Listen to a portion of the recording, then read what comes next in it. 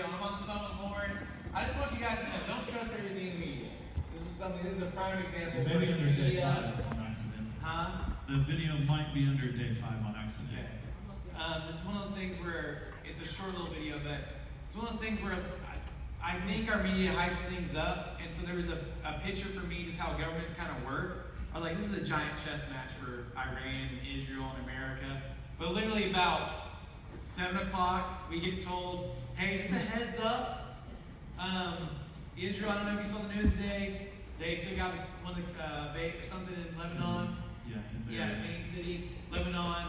Iran has made a threat. We're going to send a couple missiles at your way probably around 9, 10 o'clock tonight.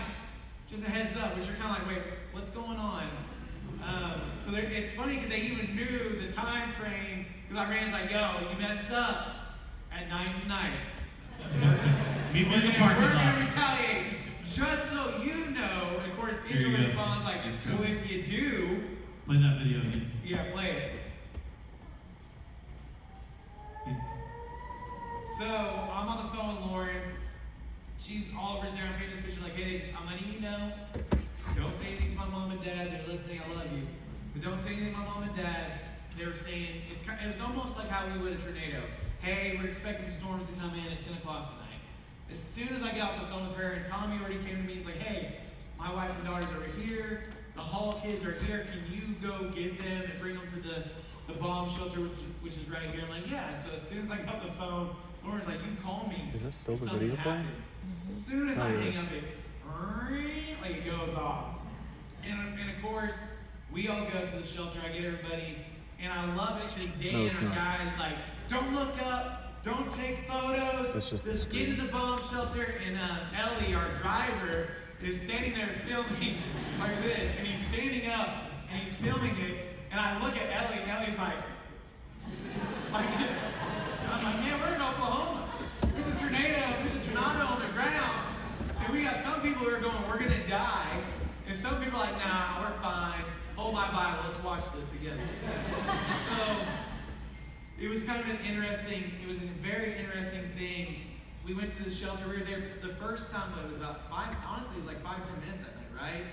I think the issue was more 20-30 minutes. 23 minutes? Yeah. The issue was more the fact that the AC went out while we were there. And of course, there were some young kids who were freaking out. And what I love is just, I don't know what happened. I don't know why you gave me the technology. You know better. You pass it back to my grand real quick, please.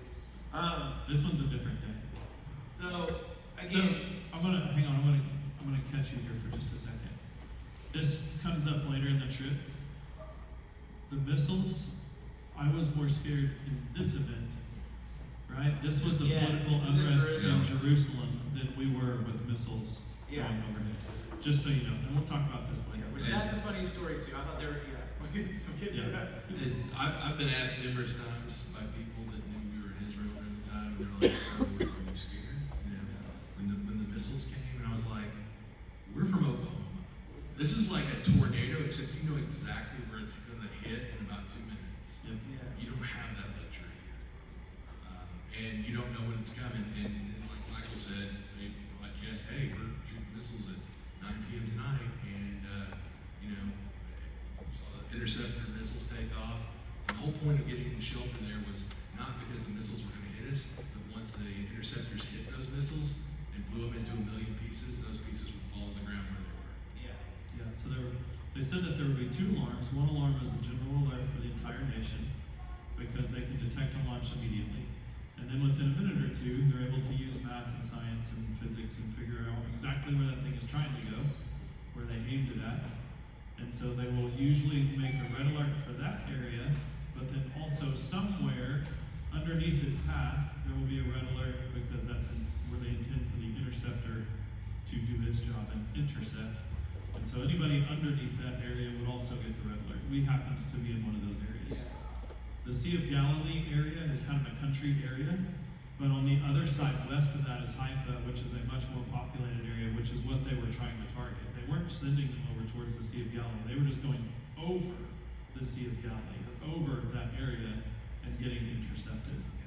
So all that being said, we were safe. say thank you for your prayers. I'm gonna kind of rush this a little bit because I want you to hear from the other people. We only have 10 minutes left. Yeah, So this was one of the significant spots for me, go ahead. and I'll briefly touch on this because people were asking, well, were you scared? Were you worried about any of these things? And on the Sea of Galilee, where the storm came, and Jesus rebuked the storm, one of the things that I learned in that teaching a long time ago was, didn't I tell you we're going to go to the other side of the sea? I didn't say we're going to go into the middle of the sea and then this storm was going to overtake you and you were going to die. And so, no, while I was down there in the bomb shelter or even any time on this trip whatsoever, like the Lord was saying, hey, didn't I tell you we were going to go to the other side of the sea?